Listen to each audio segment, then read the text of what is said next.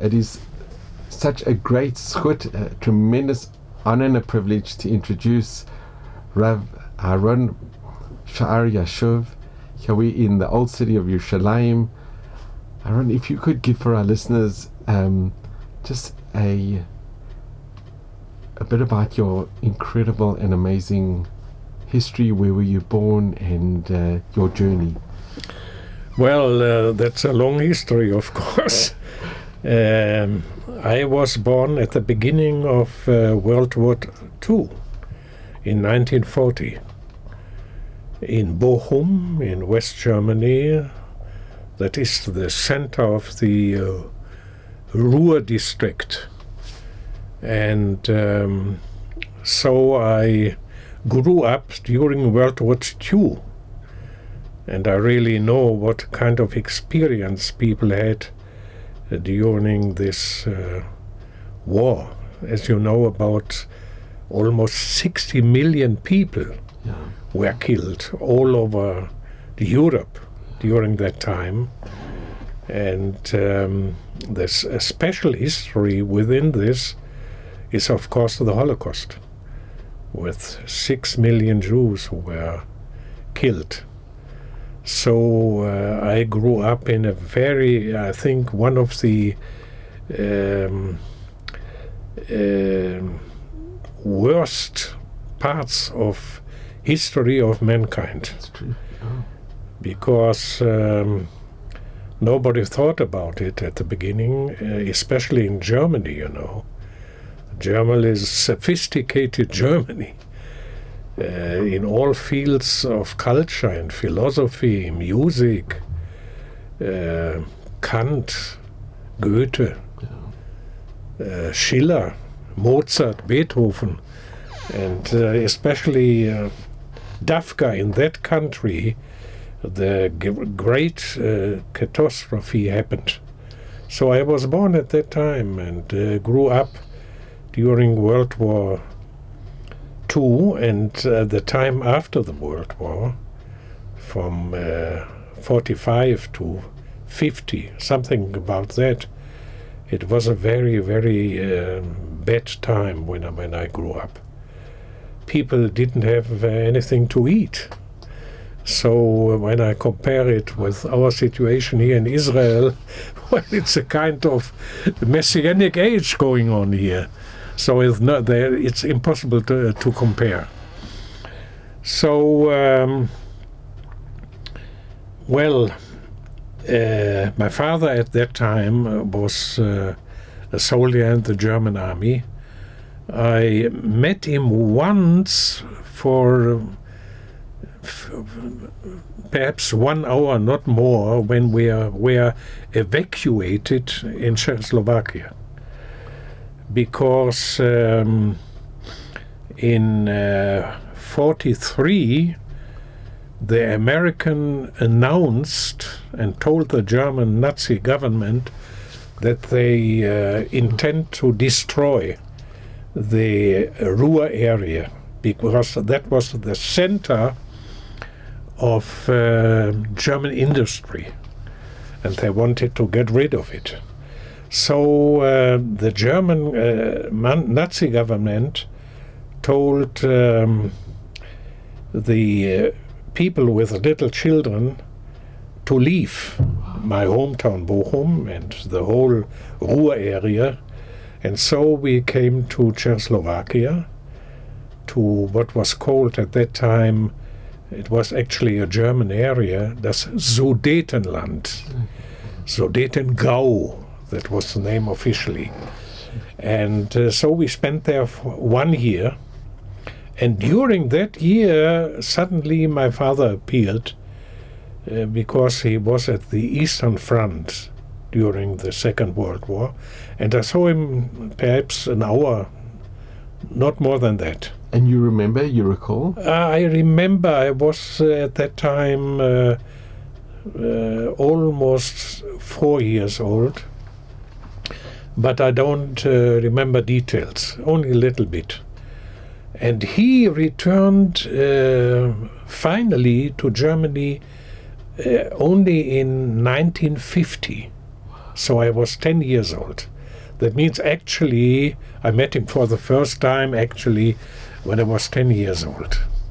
So he was imprisoned after the end of the Second World War. He was imprisoned in Russia and working in a kind of Russian concentration camp in Vorkuta at the northern ice ocean, because they had to build there a city or a part of the city. So he was there for 5 years after the end of the Second World War. And then he returned only in 1950. Can I ask, what was his position in the German army? Was he part of the SS? I was told that he was a part of the Waffen-SS, but I'm not quite sure, I'll tell you, because in the course of the history I did research work. And one of my children, who is living now in Germany, he also did research work within the Bundeswehr, the German army now. And it turned out that he had no real Nazi background. There was a kind of thought in this direction, because the question was, why didn't he return immediately after the Second World War? Why did the Russian imprison him for another 5 years? So there were all kinds of rumors going on, because perhaps of his Nazi background and so on and so forth. But it turned out, I also made research work in Yad Vashem here a few years ago. And, you know, after the Second World War, there were many trials, also in my hometown, concerning former Nazis. And he returned in 1950. And we were living all the time, and he passed away in 78, I think. And though he was living the whole time in Bochum, he had no connection with all these trials. So that is another proof that probably the rumors are not right. Anyway, so I grew up in Germany. And when I started to think, let's say in the age of Bar Mitzvah, something like that, the age of 13, I started with all kinds of questions. Can I ask, did you have a good relationship with your father when you first saw him at the age of 10? There was not a special relationship, because whenever we talked about recent German history, there was silence. They didn't try to talk about it. And that is another reason for these rumors, because I told about that, and I asked myself, why didn't they talk about the Nazi period? You know, what did my father do? What did my mother do? Well, I only know that both of them, both parents, left the church, because officially they belong to the Protestant Lutheran Church in Germany, but during the Nazi period they left, and my father, of course, was a member of the party. Well, you know, most of the Germans had to be members of the party, so that's not a special event. But anyway, they didn't like to talk about the Nazi period, and that was strange to me. So I even, as a youngster, I made some connections with his past. But as I told you, according to all my recent research work, there was not a real connection with the SS, or he was not an important officer in the German army, though he was imprisoned afterwards. And we still don't know the reason why he was imprisoned. I really don't know that. You know, he was an architect, and it might be that the Russians used him for this task in Vorkuta, at the northern ice ocean, for building a part of the city of Vorkuta from professional reasons. But there is still this suspect, but I have no reason, I have no proofs for this. The town that you grew up in, was there any Jewish community in that town? No, nothing at all. There was a synagogue, of course, but it was destroyed during the so-called Reichskristallnacht. The Kristallnacht. Crystal Night. That was before you were born. And then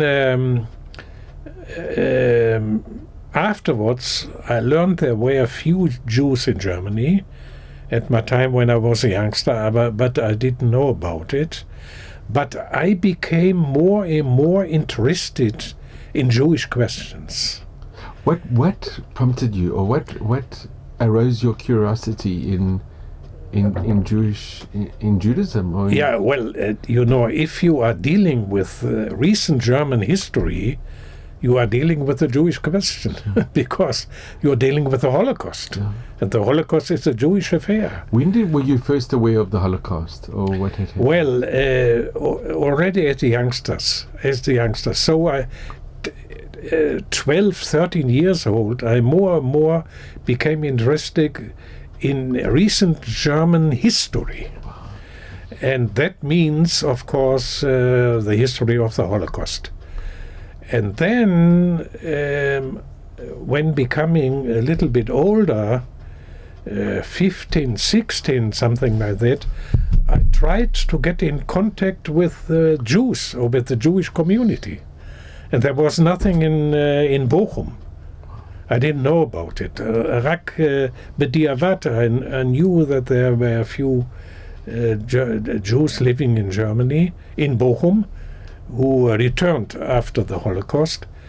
But there was a great synagogue in Dortmund, the neighbor town of Bochum. So there came the time that I drove on Shabbat from Bochum to Dortmund to attend permanently the services in the Jewish community of Dortmund. They built, the German government built a new synagogue after the war in Dortmund, and that was the central synagogue of the whole land of Westphalia. So I went there, and I became also a member of the Christian Jewish youth group in Dortmund. And did your parents know? Did you discuss it with them? They knew about it, but I did what I like to do. Did they try and persuade you? Or? No, they didn't. My father sometimes made certain remarks, but they didn't bother me. And I continued to attend the services, and I got in contact with a rabbi, Dr. Meyer, who accepted me and invited me to his house. And was the community very welcoming? Yes, and I was a youngster, 17, 18, 19, something like that. And the rabbi invited me, after the services, for Shabbos meal in his home. So I had a very good contact. But, this historical interest concerning Shoah, which was the starting point of my approach to Judaism, became in the course of the years more, let's say, theological, philosophical. Because I started studying theology and philosophy, and so there was a kind of shift from the pure, let's say, historical interest concerning the Jews to a more intellectual, philosophical, theological interest. And where did you study? Where I studied, first of all, in the church high school in Wuppertal, not too far away from Bochum. And then afterwards at the University of Mainz, Magenza, and at the end in Hamburg University. So theology and also philosophy. And so when I studied at the University of Hamburg, I also continued attending the services on Shabbos in Hamburg. In Hamburg, and there I met Professor Heinz Moshe Graupe. Professor Heinz Moshe Graupe, I met him during the services, and I was at that time about 21. He also invited me after the services to join him for Shabbos meal. And so I became acquainted to him. And Professor Graupe, he attended one of the rabbinical seminaries in Berlin and did his doctorate in philosophy at the University of Berlin. And fortunately, and he was also ordained as liberal rabbi, fortunately he escaped from Germany with his family before the Nazi catastrophe. And he made Aliyah. And as many Yekim at that time, you know, they were all academicians. There was no parnassah, there was no work here. So they did all kinds of jobs in order to make a living. But he worked as a philosopher and as a rabbi in the town administration of Haifa. And then the Leo Baeck Institute, they established in Hamburg the Institute for the History of German Jews and asked him, this Professor Heinz Moshe Graupe, to be the first director of this institute at the University of Hamburg. And well, I was studying theology and philosophy at Hamburg at that time. And then Graupe one day asked me to be his assistant in the Institute for the History of German Jews. So I became very much involved in Jewish intellectual thought, Jewish history in that institute. And to make a history short, I said, well, I am looking for a much more serious frame of Jewish existence. And that was impossible in Germany at that time. There were at about 30,000 Jews all over Germany. And then Professor Graupe told me, I was working there for 1.5 years or something, while studying at the University of Hamburg. And I also attended his lectures. He also lectured at the university. And then he told me, well, if you want a more serious Jewish frame, there are two possibilities.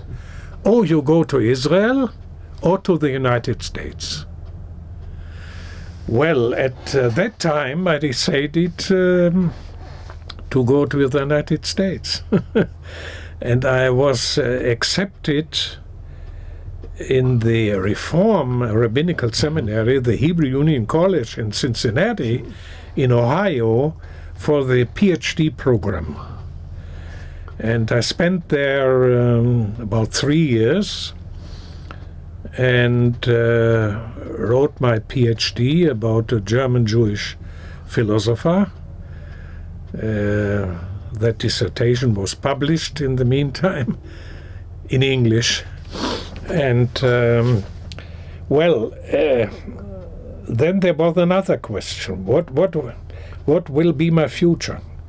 Will I stay in the United States? Will I make Aliyah to Israel? Or will I return to Germany? One thing was clear. I couldn't continue my church career. So that means I was supposed to be a minister in the Lutheran Protestant Church, but that was impossible at that time because of intellectual reasons. I couldn't continue. It was impossible within the frame of Christianity. And then I said, well, I might return to Germany, but I will find my home within the academic frame. Sure. Because in the university, you can do everything intellectually. But if you are in the church, that's impossible. But then I decided, no, that is not the solution. What will be the solution to make Aliyah? And then really I decided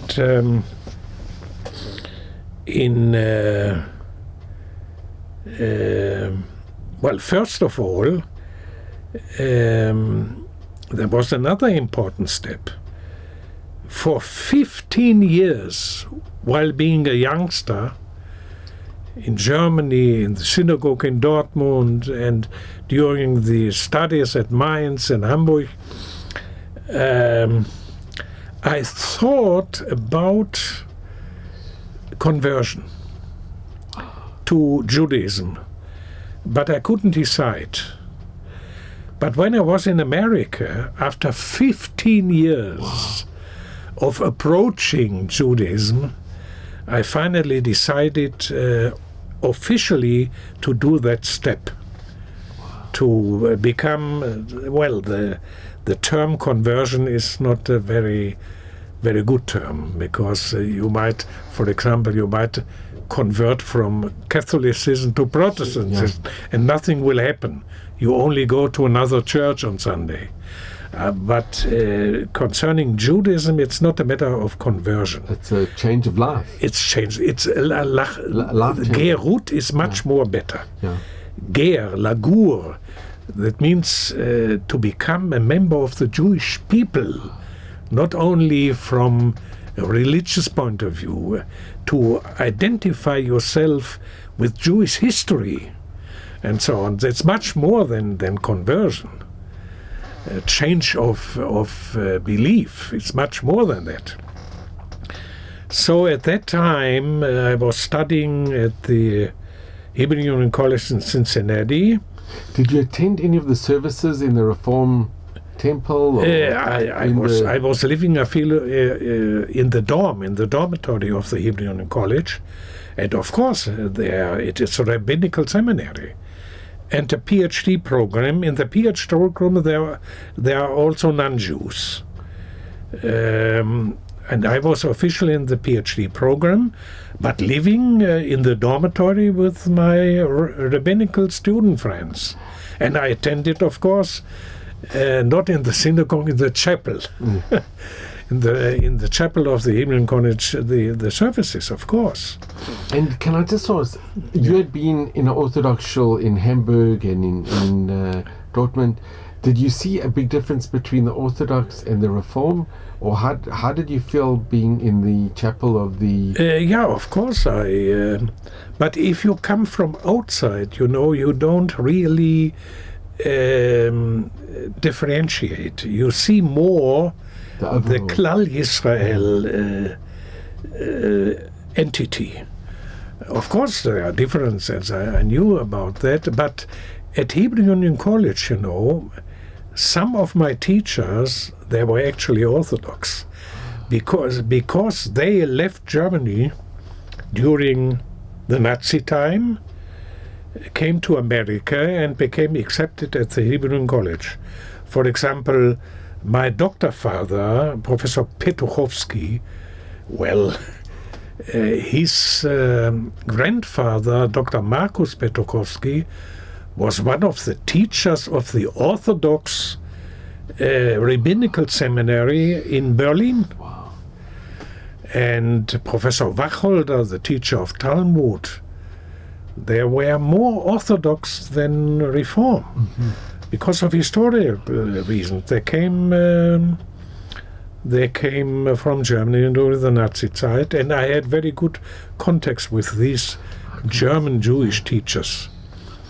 And Petuchowski very much influenced me also, and I asked him to try to establish a Klal Yisrael Beit Din. I wanted that, which will be, there should be 3 rabbis from the 3 major denominations: Orthodox, Conservative, and Reform. And that happened. So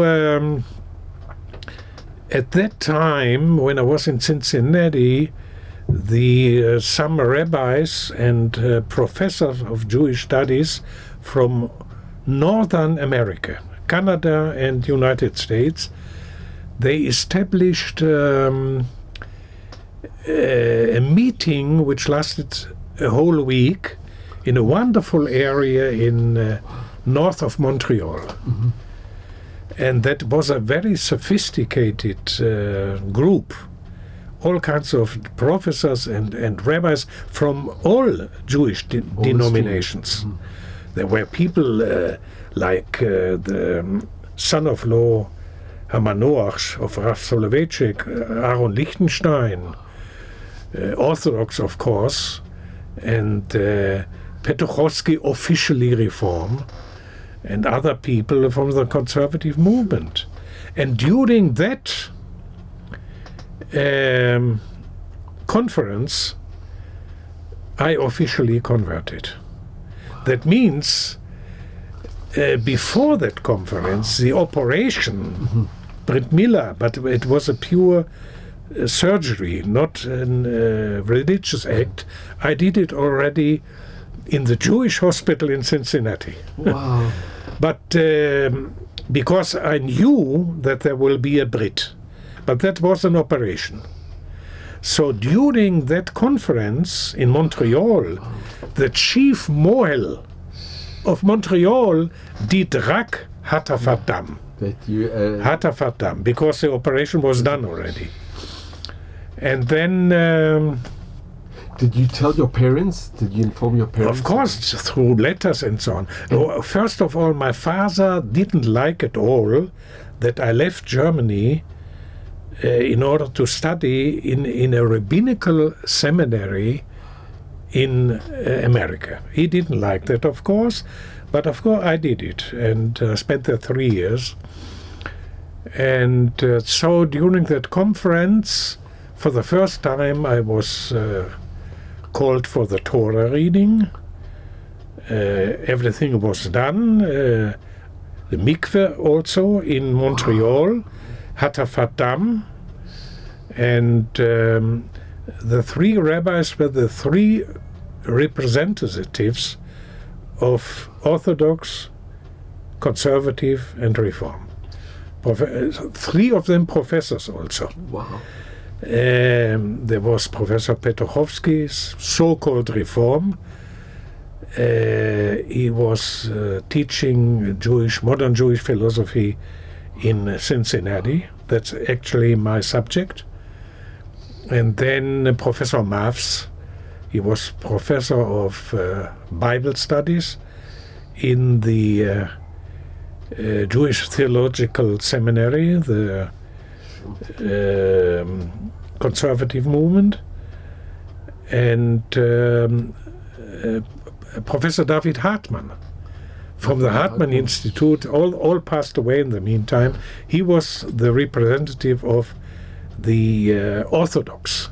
And this was your idea to have the... That was my idea. Why? It was a unique idea. I wanted Klal Israel because of the Nazi Holocaust. Because the Nazis didn't differentiate between Reform, Conservative, and Orthodox. For example, after World War II, I met one Jew, a very famous Jew. He, Professor Hans Ehrenberg. Professor Hans Ehrenberg was the cousin of the great Jewish philosopher Franz Rosenzweig. Now, Ehrenberg was a professor of philosophy in Heidelberg University, but he was very secularized. He had no Jewish background, actually. Rosenzweig also came from a very liberal background, but he had, because of his grandfather, he had contact to Jewish tradition. Now, Ehrenberg, he came to the conclusion to convert to Christianity. Wow. And he left his important task, ordinarius of philosophy at the University of Heidelberg, studied Protestant theology, and became a minister in my hometown, Bochum. What year was this where he became the minister? What? In what year? What time period? Well, that was before I was born. Mm-hmm. But that didn't help him, because the Nazis, as I said, they didn't differentiate. And they went back. Because he was a Jew by birth, though he converted to Christianity and became a minister, it didn't help him, so he was taken to the concentration camp in Bergen-Belsen. After the war, after the Anglicans conquered that concentration camp, They liberated. They liberated, that's the word. And so he came to London. For him, that was exile, because Germany was the home. After all. So he didn't feel well in London, though he became the advisor of the Archbishop of Canterbury for Jewish questions. Sure. But suddenly he decided to come back to Germany. And there I met him in Bochum. I think he returned to Bochum immediately. Well, 46, something. And 40. did he come back to Judaism? Or did he remain? No, one day I walked with my mother. My father was still in Russia. I think it was about 46. Everything was destroyed in Bochum because the Americans destroyed the whole Ruhr area And in the night of the 1st of November 44, 4,000 inhabitants of my hometown were killed. Really?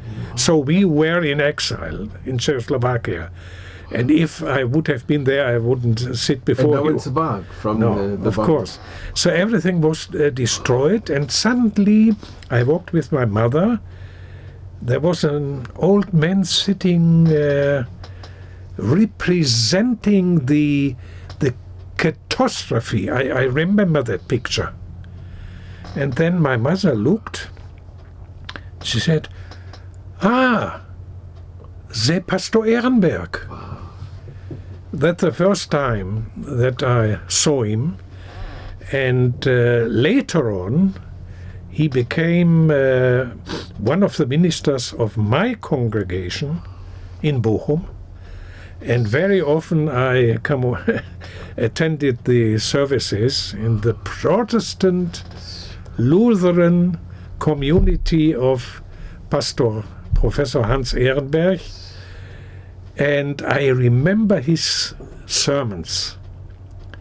Most of the sermons were on Old Testament texts and not New Testament texts. I remember very well. So this man had also a very important influence on me. And later on, when I was on a sabbatical here from my Bar-Ilan University in Heidelberg, I searched for his grave because I knew that he was buried in Heidelberg, where he was teaching before the Nazi time and before he came to Bochum and so on. So that's Professor Hans Ehrenberg. And he suffered as a real Jew. So the Nazis didn't make any difference. There was no distinction. Between those, Afilo Mumerim, like Pastor Ehrenberg, were put into the concentration camp. So that is also one of my reasons that I wanted to join the Jewish people and not a special sect. Like a different sectal part. Yes.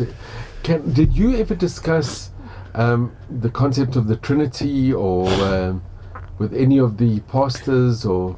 Yeah, of course, because during my theological studies, as I told before, all kinds of dogmas of the Christian belief, I couldn't accept them any longer. Especially the dogma of the incarnation. Mm-hmm. God becomes man. And then man can become God. So if that is possible, man also can become God. And the history of Europe is telling that. Yeah. So the philosopher Nietzsche is talking about superhuman. Übermensch began man it. Übermensch, the Al-Adam. Al-Adam, the incarnation is one of the reasons of the Al-Adam. Yeah. That's impossible from the point of concept of pure Jewish monotheism. And there are other reasons. The dogma of Trinity is connected with this. That's a strange dogma intellectually, because according to the Athanasian dogma, all from the 3rd century or 4th century of Christian history, God is man and God. Jesus is man and God. Yeah. And the Holy Spirit. From an intellectual point of view, it's impossible to grasp this. So he is also God, and he is also man. That makes sense, in short. And there are other reasons, of course. What I appreciated in Judaism, halakha. in Christianity you don't have the Christianity is based on antinomos, on anti-halacha, because Paul already in the New Testament he cancelled that. So they are talking only about love. And faith. Is faith and love. So if there's one mitzvah, one has to propagate the ethics of love. But love has to be spelled out. And it is not spelled out. And therefore, this whole concept of love is a failure in the history of the church. Now, Inquisition, that is love. The Great Death in the Middle Ages, where they accused the Jews to have poisoned the Black Death. Yeah. That's love. The Crusades. The crusade in the Shum area, the Speyer, Worms and Mainz, Rashi area, where the Jews were killed until the Holocaust. That's love. The Holocaust is a product of Europe, of Christian Europe. So now comes Judaism spelling out what love means in the law, in the daily law, which penetrates all realms of life, not only Shabbos, but how to behave in the kitchen, how to behave in sexual life, and so on and so forth. This is a great message, I think, of Judaism, and Christianity failed because they cancelled it. So that is also one of the reasons. When you converted, and you told your parents, how did your mother react? Well, that happened in America. So I wasn't at home in Bochum. They were still living in Bochum. But did you get messages? Or my mother actually, I think I will not say she accepted it, but she took it for granted, something like that. She didn't make any problems. And anyway, I didn't return to my hometown.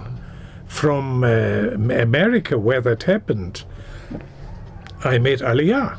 I came to Israel, to Jerusalem. Now I have to, the conversion story, I have to add a few words, because when I came here to Israel, I was accepted as a pupil in Merkaz Harav, in Yeshivat Merkaz Harav, because I had already contact, because the summer before my Aliyah, I spent 3 months in Israel, and I attended the Hebrew Ulpan in Netanya, and Rav Simcha Cook, who was he was at that time the head of the Bnei Akiva school in Netanya, and he came once a week to give a talk. And so he asked me, "Who are you?" and so on and so on. And then he said, "Well, I will invite you to my yeshiva for a Shabbat." And then I came to her, and I was very much impressed. For the first time, I saw what a yeshiva is like. It's not university, chavruta, learning, and so on. And suddenly on Shabbat, he said, "Why, you have to give a talk in front of the students." My Hebrew was almost nothing, but I remember I managed. I said something about Kriyat Shema and so on, and they were pleased. So Rav Simcha Cook, he's now the chief rabbi of Rehovot, and also the rabbi of the Churva Singer. He said, Well, I advise you to study in Yeshivat Merkaz Harav. I will manage that they will accept you. And I said I have to go back to Cincinnati for my doctorate and so on. So I really returned to Cincinnati, finished my studies, and a year later I came for Aliyah and studied in Merkaz Harav. Can I just ask, when you first came to Israel for the very first time, what was your feeling when you first came to the Promised Land, to the... Well, when you saw, when you were in the Holy Land, when you I tell you, first saw Yerushalayim, that was not my first time, because I was for the first time in Israel in 1964. Because in 1964, when I was studying at the church high school in Wuppertal in Germany, well, my interest in Judaism and also in Israel grew more and more. So before Hamburg, before Professor Graupe and all this, I organized with some student friends a trip to the Near East. So we bought a Volkswagen bus, unbelievable, put in 8 students, and drove from Germany via Yugoslavia, Turkey, Syria, Jordan, via Mandelbaum Gate to Jerusalem. And so that was a trip of 1.5 months, and we spent a week here in Israel. So I became acquainted with the Rova HaYehudi, with the Jewish quarter at that time, but that was a ruin. At that time it was a ruin. This was still when it was before 67, sure. It was under Judaism. And I of course wanted to see the Wailing Wall. And it was difficult to find it. Because, there was an American neighborhood in front of...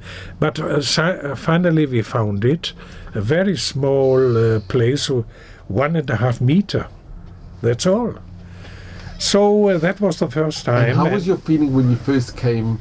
Well, I felt immediately, though I was still within the Christian frame. For example, we lived here in the guest house of the Redeemer, Church of the Redeemer, the Protestant church.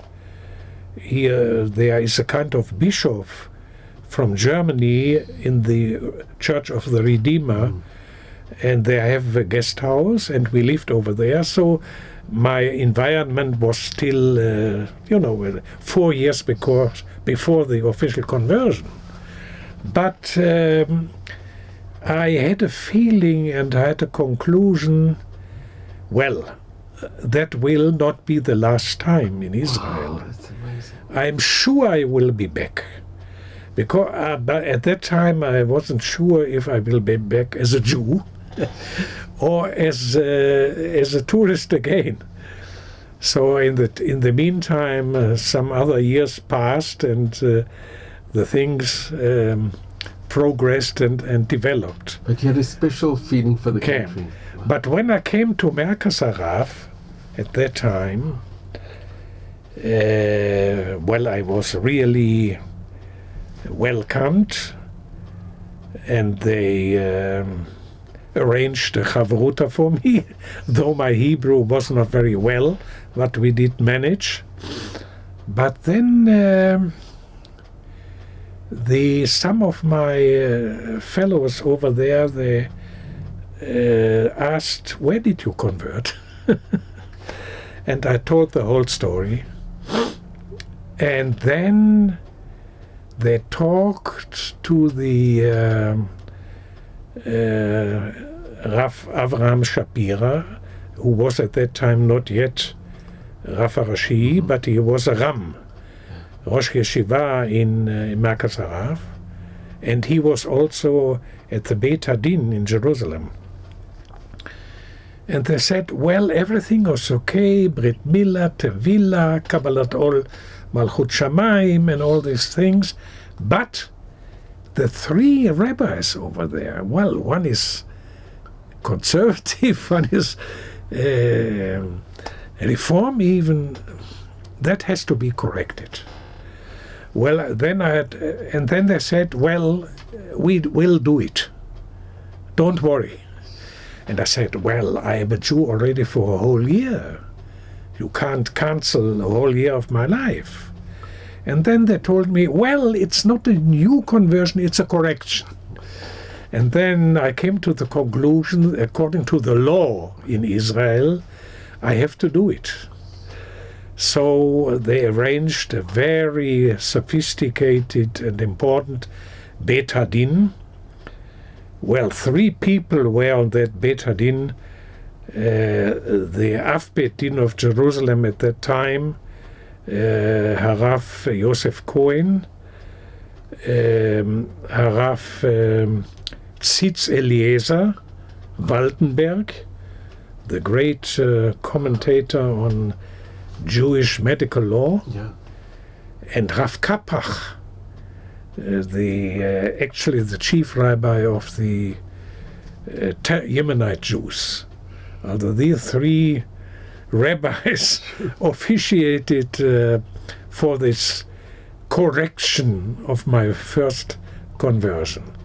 And that had to be done because of the state law. Otherwise, they wouldn't have recognized my conversion in Montreal. So I came to Israel. And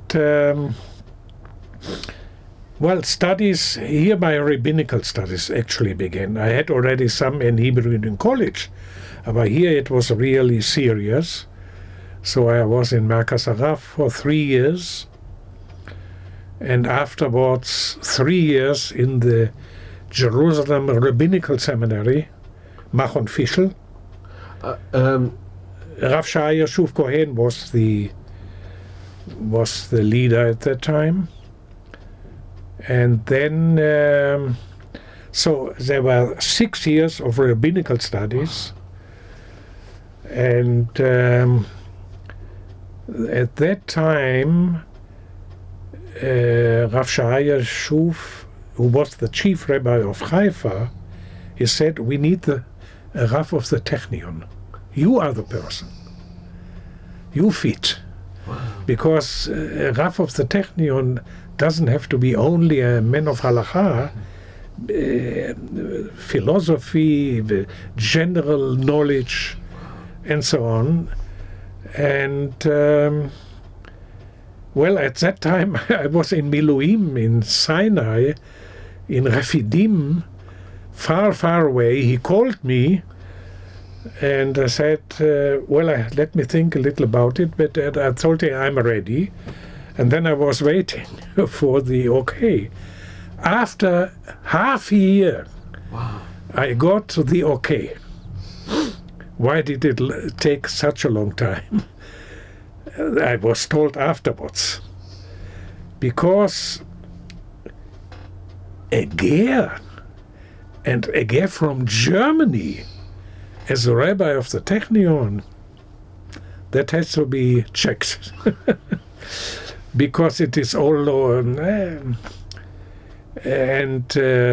finally they asked all kinds of people, including Rav Tzvi Yehuda HaKohen Cook, who was the Rosh HaYeshiva at the time, with whom I had a very good contact.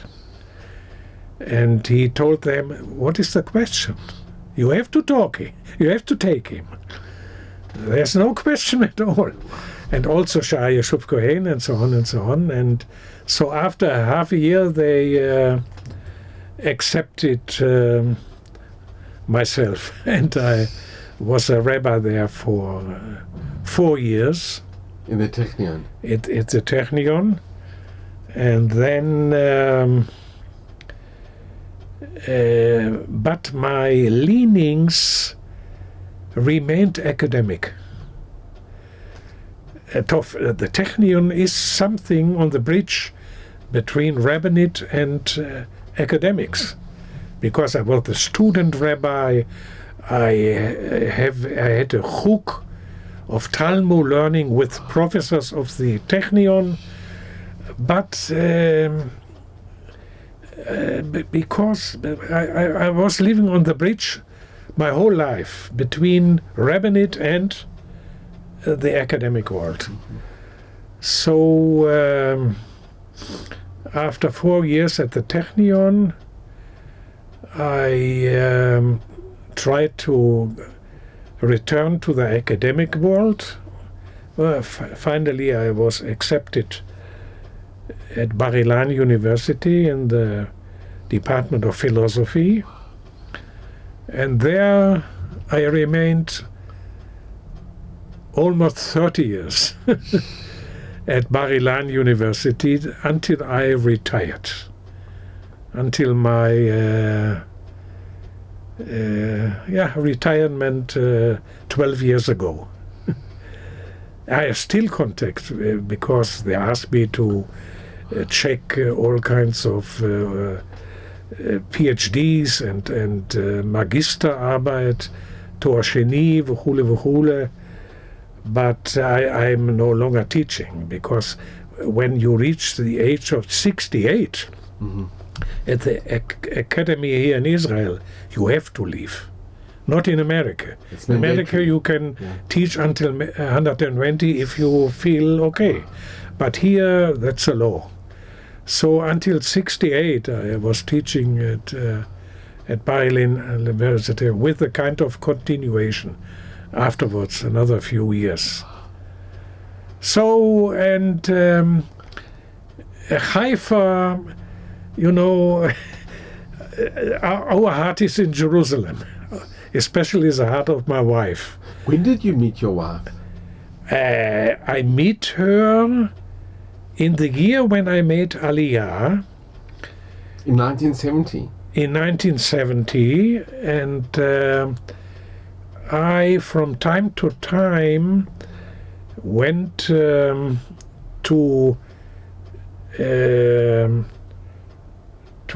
Hebron, because at that time the Mitnahalim, the settlers in Hebron, established a kind of settlement over there. And there all kinds of students from Merkaz Harav and other people met on Shabbatot. And my wife was also there. She was studying at the Hebrew University, but from time to time she came to this meeting of the settlers. I think it was in Kiryat Arba? That was not Kiryat Arba. Kiryat Arba didn't exist. It was... But I remember at Rav Levinger at that time, he said, look, we were standing on a hill. Look over there. You see that place? Here we will build a town. And that was later on called Kiryat Arba. So we met in the army. That was an army camp at that time, for the first time. And then it happened very quickly. So about half a year afterwards, we got married. And your wife's Israeli? She was... he was born in Aharon in Algeria, but the family came immediately after the Independence War, and she grew up in Tiberias. But she was teaching here in a Jerusalem school, Gymnasia Ivrit, was learning in Givat Ram, at the Hebrew University. And so we had, after this meeting over there in Hebron, we met several times, of course. I became acquainted with her family and so on. And, I waited enough because I couldn't get married before. I was running around in the world, Germany, America, Canada, but after having made Aliyah, I said, well, That's it. So I have to get married. And then at that time I didn't have any money, of course. My wife had, because she was working as a teacher, but not too much. I said, where we should marry? And she said, well, on Givat Ram, there's a synagogue. There's a student rabbi, no problem. And Rav Tzvi Yehuda in Merkas Harav, he heard about it. He said, no, under no circumstances. The Chatuna will be in Merkas Harav. And that is what happened. So all the famous rabbis of Merkas Harav participated in our wedding. Rav Tzvi Yehuda, Rav Ranan Kuk, Rav Yashuv Kohen, he read the Ketubah, all the Ramim, Rav Yisraeli, most of them passed away in the meantime, but that was a great event. Did any members of your family, extended or close family, come to the wedding? Or? No, but I have only one sister, and she had contact during the years. She was here 3 times, and with her family. She has only one daughter, and I had contact with her during the whole history. She lived in Düsseldorf, and in an apartment very close to the synagogue. Wow. And she told me, I hired that apartment because I know you Jews cannot drive on Shabbos. So 50 meters, I was in the synagogue. And I prayed there also during the week, morning service and so on. Yes, she had Jewish friends who took her, for example, to Yom Kippur service in the Düsseldorf synagogue. I have until these very days. And can I ask, did your sister once try to set up a meeting where you would meet your father again? Where? Did your sister try and set a meeting where you would meet your father after you had converted? Yeah, I'll tell you, there is one story. When I was in Düsseldorf, I had to... when I was the first time in Israel, I had to go back to the United States. And here in Merkas Harav, I met a friend, Jewish, of course. He had to go back to London. He is living in London. And then we decided to travel together. I on my way to Cincinnati, he on his way to London via Düsseldorf. And then we stood a few days in my sister's home, and my parents were on vacation in South Germany on their way back by train to Bochum. And we knew, and we told him, my father and mother, well, you should make a break in Düsseldorf. My sister told her, Wolfgang, that was my former name, Wolfgang. Wolfgang is in Germany. You might meet him.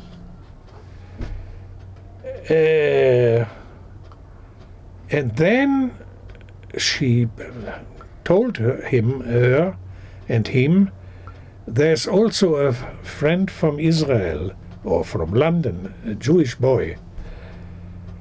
And they didn't like to meet me because I was with him. Wow. So they didn't stop in Düsseldorf, continued to Bochum.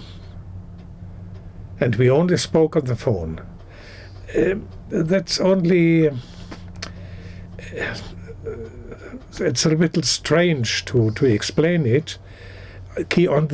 why this hate? On the other hand, there goes the story. During the Nazi time, when my father was young, he heard that a certain neighbor, Jewish, with a name, and I remember Stern, the Gestapo will take him. He knew about it, and he told him, you should know to try to do your best to escape or something like that. That's a famous story. But on the other hand, he wasn't willing to see me with that The Jewish friend from Merkasaraf. So strange things. Your father actually saved. He was, from the point of ideology, he was Nazi. The Barur, even after the war, and that was the reason that both of them left the church also. And so there was a connection. He was not extreme, but the Nazi ideology, I think he never left that, even after the war. Did they ever ask, or did they ever meet your children or your wife? Did they ever? Yes, because when I was twice on a sabbatical from Bar Ilan University, 91, 92, and 10 years later, 2001, 2002, 2 years, 1 year at the University of Heidelberg. And I was there alone, without my family. For Pesach I came home, but it was a long time because the children were little children. So in the year of study, during my sabbatical, 91, 92, they visited me, my wife and the little children, in Heidelberg for the summer vacation. They stood there for at least a month.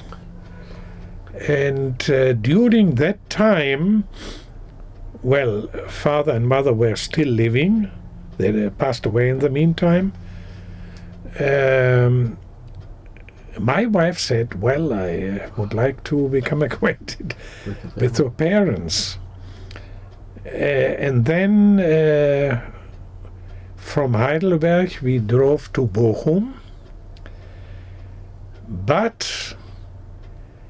And I couldn't, that was my fault. I couldn't visit my parents at that time. So I remained in the car, and my wife with the little children went up to see my parents. And this is another time, and they accepted. They talked again, and then my father was there. But because of my father, I couldn't join that meeting. But then a second time, that was the second sabbatical, they again came to see me, and again we went to Bochum, but that was after the death of my father. So I went with the whole family to see my mother, and we were together. And how did your mother? My mother. How did she react with her? No, she was never so ideological involved. She was like a mother. But she was glad to see your wife and of course. Ken welcomed them. They talked and so on and so forth. I translated. There were two meetings. One I didn't participate, and the second one the whole family was. And your sister has a good connection with your wife and children? My sister has a very good connection, had a very good connection with my parents, with both of them, especially with my father. But she herself was very close to me and close to my Judaism. And she's close to your wife and your children? Yeah, of course. Wonderful. We, they don't have only an apartment in Düsseldorf. Their main place is Toscana, Volterra in North Italy. They have a wonderful house over there. So we went there 2 or 3 times with my family. They invited us to stay there. My sister has and we were talking very often on the phone. Well, they are getting old. I am beginning my 80th year. Have begun in the meantime, and my sister is 3 years younger. Is also becoming old, but very fit. And she said, "You have to come. You have to come. I have to see you. If not, I will come." With my sister, there's a very good connection. Can I ask you a very difficult question, Shana? Yeah. When your parents were nifter, did you sit Shiva or did you say Kaddish? No. I remember it was at Bar-Ilan University. My father passed away, and then my sister called me, "You have to come to his funeral, because if you don't come, it will be a great shock for mother." Mm-hmm. So I decided to come. But I was running around at Bar-Ilan. It was summer, with sport shoes, not leather. Mm-hmm.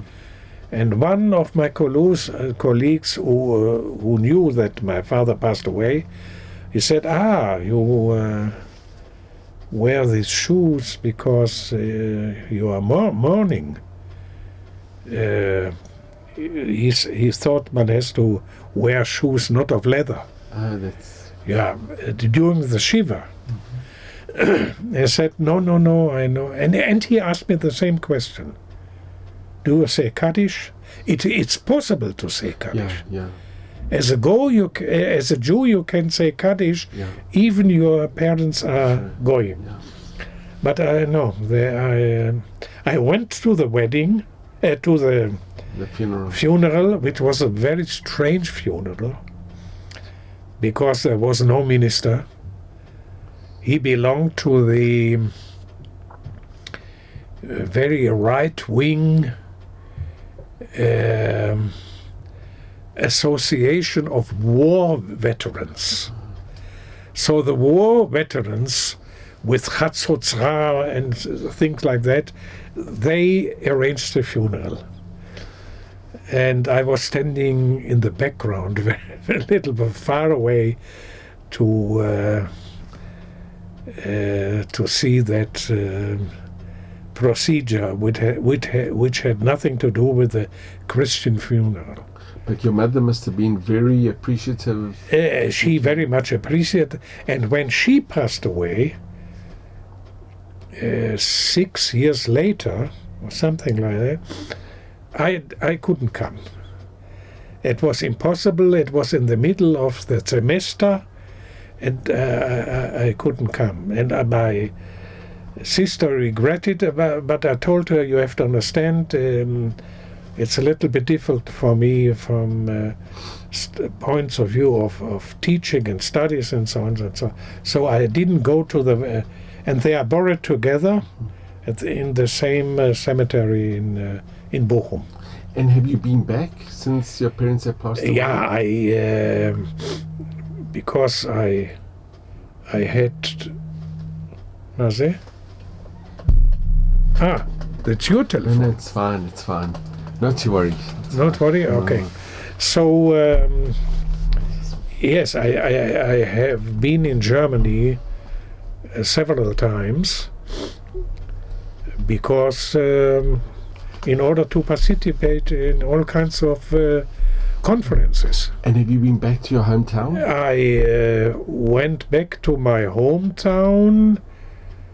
My parents, no, they were at the beginning, yes, I saw my mother before she passed away. I came to her home for a day or so, and I lived with my sister in Düsseldorf. And I have been back to Bochum several times because of the university. And then there is a society, a great society for Christian-Jewish friendship, and they have invited me for the 40th Jubilee to give this main speech over there with the bishops and ministers and so on. I'm not involved in that, but a neighbor of mine, she asked me, so I didn't have a choice because of private reasons, but I'm not officially involved in the Christian-Jewish dialogue. I think because Christian-Jewish is not on the same level. German-Jewish relations, that's on the same level, because there are relations between states. But Christian-Jewish, because of the whole history of the church towards Judaism, you can't deny that and say, well, let's be friends. After that, it took 500 years in Spain before the Jews returned to Spain. 500 years. So that's one of the reasons. So I have been in Germany quite often. But not only in Germany, conferences in Switzerland, in Vienna, Italy, Firenze. But this is from the point of my academic involvement. And when you go back to your hometown, would you go visit your parents for him? Well, they passed away. So. Oh, no, the graves. Would you go to the cemetery? I think the cemetery is no longer existing because the going after 25 years they destroy and put other death people on the same place. For example, I had a very good connection with my grandmother, the mother of my mother. There is some rumor, and I think it's not only a rumor, she is of Jewish background to a certain degree. And I felt it the whole time. She was more mother than my mother. Her husband passed away during the Second World War. She was living with us. She never married again. And she also was with us in Czechoslovakia during the vacation. And for her, it was a great shock when I left her for America. Not because I wanted to study in a rabbinical seminary, but she felt she probably will not see me again. And she passed away in the age of 93. I was in America at the same time. And she passed away healthy. Because in the evening they talked and so on. In the morning they found her in her bed. And there is a rumor, she was born as a wolf. So there's a certain idea.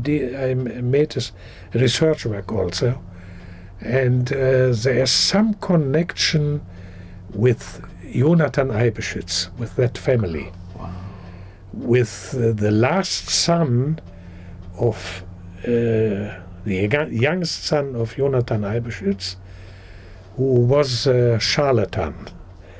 He made many troubles to his father. But his father, well, his son, bechol zot, he took care of him. And there might be a connection with the descendants of this son, who married with a Goya from the high society, a noble family, von. And there might be a connection with the father of my grandmother, who is the mother of my mother. Amazing. Ken, that's a very interesting story. Well, I'll tell you, I had a connection with a psychologist in Haifa when I was at the Technion. He has a thesis. He says, I did research work. Every ger, he has a certain contact historically to the Jewish people. It might be some generations ago. It is occasion. Yeah, and I also met when I was with Professor Graupe at the University of Hamburg. There came one intellectual. He attended all our lectures of Professor Graupe. Whenever there was a program concerning Judaism, he attended the lectures. He was sitting in the library of the Institute for the History of German Jewry, and it turned out, though he was a Goy with a Goyish name, he is a descendant of Moshe Mendelssohn.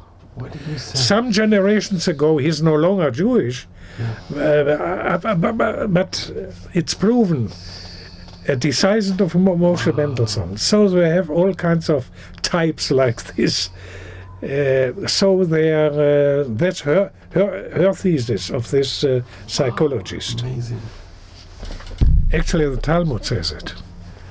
Because the mazal, it says in Masechet Shabbat, the mazal of the Gerim was already at Har Sinai. Yeah. So, and Maimonides, not Maimonides, Rabbi Nachmanides, the Ramban. The Ramban, he says on his interpretation to the Decalogue, who is a ger? That's someone who is returning to his background. So it is not a new entrance, it is a kind of returning. Yeah. Unbelievable. Well, there are all kinds of machshavot. All thoughts. Yeah. But can I ask, your story is just... Did you read my book? I'm publishing a trilogy. And the second volume is a kind of autobiography. I didn't like to write an autobiography in the age of 50. Usually you write an autobiography in the age of 90. But my students pushed me, you have to write it. So finally I wrote it in German, but it was translated into Hebrew. But not in English. Not yet. But I can give you the Hebrew version. You might read it. I've seen it. I've seen Unfortunately, it's not in English. German you don't read, but I have it in Hebrew. So all the things I'm talking right now, including certain pictures, it's inside the book. You read it should be translated into English. They should. People asked me, but well, I had enough to do with the academy, and it keeps me busy. I'm still working on the third volume. I hope I will manage it, because that is the decisive volume of this trilogy. because I tried to formulate a kind of systematic Jewish philosophy. How I explain my view of Judaism. Because there, there are many gates of interpretation, and so I want to formulate my way of interpretation of Judaism. Rab, can I ask you, I mean, this has been, there are no words really to describe how amazing and just incredible. Looking back on your astonishing and your journey, which is unbelievable, do you have any regrets, or is there something you would have done different looking back? Of course not from the point of view of joining the Jewish people. I never had machshavot of Christianity, nothing at all. There was one step. I told you before, I was living on the bridge always between academy and rabbinate. So I was also drafted in the Israeli army. And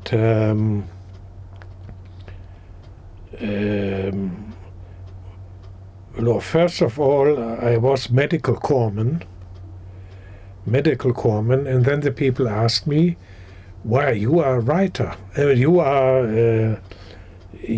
a rabbi. Why do you work in the Chela Refuah, The medical. as a medical corpsman? You should work in the rabbinate." Or a chaplain. Army chaplain.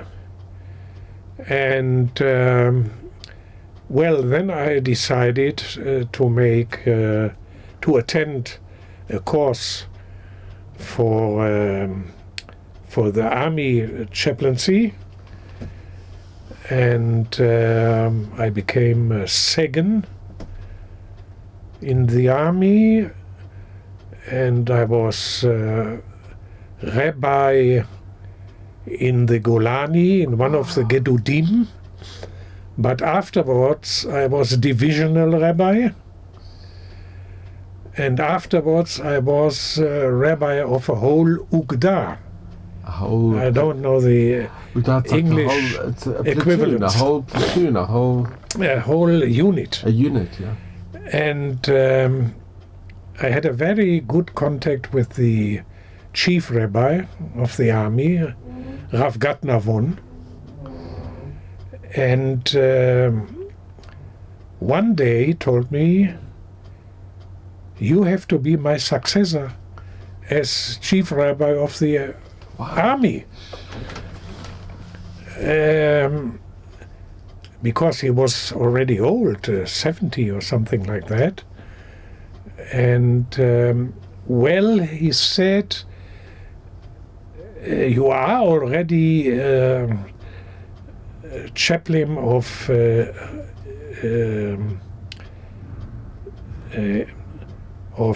Ugda, so you will be now chaplain of not only Ugda, ela of the whole unit of the Chela Reglim, and you will become Sagan Aluf, and then the next step you will be chief rabbi of the Israeli army." And I said, "I'm surprised, but I have to think about it." At the same time, the Bar Ilan University opened its gates, and I began teaching. On the other hand, that important task in the army,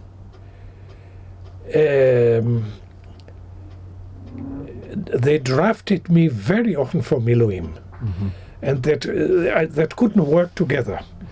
my teaching at Bar Ilan and in the army. That was impossible. So I had to decide, or this, or this. And I told Rav Glassman, give me another few days and I will tell you. And then I came to the conclusion, no, I will go back to the academy and will not accept that task, though it is an important task in the army. So that is according to question, if I regret or no regret. In this sense, I don't regret. Yeah. Because it took quite a time until I came to the conclusion to continue my career in the army, in the university. So I began as guest lecturer, senior lecturer, and professor. So I finished there at Bar Ilan at professor.